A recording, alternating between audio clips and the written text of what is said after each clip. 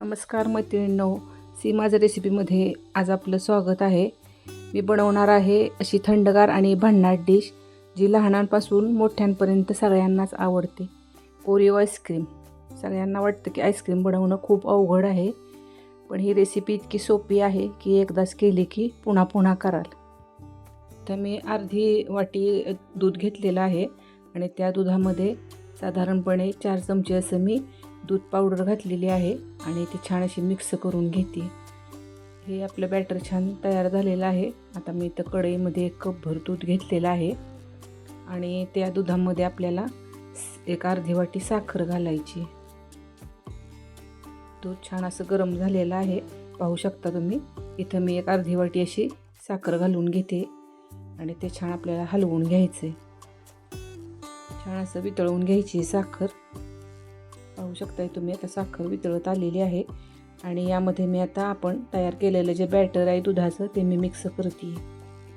आता हे बॅटरचा उपयोग मी आता आईस्क्रीममध्ये करणार आहे आणि जेव्हा आपण दुधाची कोणतीही आईस्क्रीम तयार करतो त्यामध्ये आपण फ्रूट्स घालून वेगवेगळी आईस्क्रीम हे बनवू शकतो.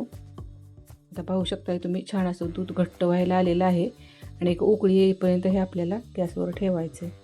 इथं मी 1 कप भरून असं व्हिप क्रीम घेते आणि ते छान असं आपल्याला बीट करून घ्यायचं आहे. आता हे जे व्हिप क्रीम आहे ते असं स्टिकी झालं पाहिजे. पाहू शकताय तुम्ही छान असं बीट करून घ्यायचं आहे की ते असं हलकं आणि फ्लफी होईल.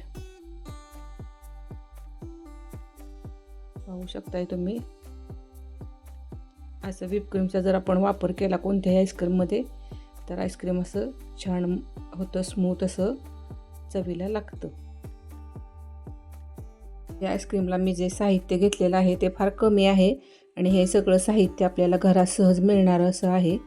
हे जे क्रीम आहे हे आपल्याला हलकं आणि फुललेलं असं तयार करायचं आहे. पाहू शकताय तुम्ही आता हे फ्लफी व्हायला लागलेलं आहे. यामध्येच आपण सगळं बॅटर जे आपण तयार केलेलं आहे दुधाचं ते आपण यामध्ये मिक्स करणार आहोत. छान आपलं आता व्हिप क्रीम तयार झालेलं आहे. पाहू शकता तुम्ही छान असं स्टिकी झालेलं आहे हे मिश्रण. यामध्ये मी एक 5-6 थेंब असे व्हॅनिला इसेन्सचे मिक्स केलेत. या व्हॅनिला इसेन्समुळे आपल्या ज्या आईस्क्रीमला जे आहे ना ती छान असा सेंट येतो, त्यामुळं हे मिक्स केलेलं आहे. आता मी यामध्ये फेटलेल्या व्हिप क्रीममध्ये जे बॅटर आपण तयार केलेलं आहे ते मी मिक्स करून घेते. आता पाहू शकताय आता आपल्याला हे परत बीट करायचं आहे म्हणजे ते एकसारखं मिक्स होतं आणि त्याच्यामध्ये गुठळ्या वगैरे काही राहत नाहीत यासाठी आपल्याला हे आईस्क्रीम बीट करून घ्यायचं असतं. आता इथं मी ओरिओची जी बिस्किट आहेत ती मी 10-12 घेतलेली आहेत आणि एका प्लॅस्टिकच्या पिशवीमध्ये घालून बेलण्याने ती मी थोडीशी क्रश करून घेते. जास्त चुरा नाही करायचं आपल्याला, हे फक्त तुकडे असे लहान मोठे होतील असं करायचं आहे. पाहू शकताय तुम्ही छान असं आपल्याला तुकडे करून घ्यायचे त्याचे. आता हे जे ओरिओ आईस्क्रीम आहे असंच तुम्ही दुसऱ्या प्रकारची बिस्किटं घालूनही तुम्ही आईस्क्रीम तयार करू शकता. पाहू शकताय तुम्ही इथं माझं असं क्रश करून बिस्किटंही झालेली आहेत. याचा वापर मी आता आईस्क्रीममध्ये करणार आहे. तर आता आपण जे फेटलेलं व्हिप क्रीम आणि दुधाचं जे मिश्रण होतं यामध्ये मी ओरिओची बिस्किटाचा क्रश जो आहे तो मिक्स करते. छान असं मिक्स करून घ्यायचं आहे आपल्याला आणि हे जे आहे ते आपल्याला एका बाउलमध्ये काढून घ्यायचं आहे. हा कंटेनर जो आहे तो आपल्याला एअरटाईट असा कंटेनर घ्यायचा आहे की जेणेकरून आपलं आईस्क्रीम हे छान तयार होऊ शकेल. आणि हे जे आईस्क्रीम आहे हे तुम्ही रात्रभर किंवा 7 ते 8 तासात तुम्ही फ्रीजरला ठेवू शकता.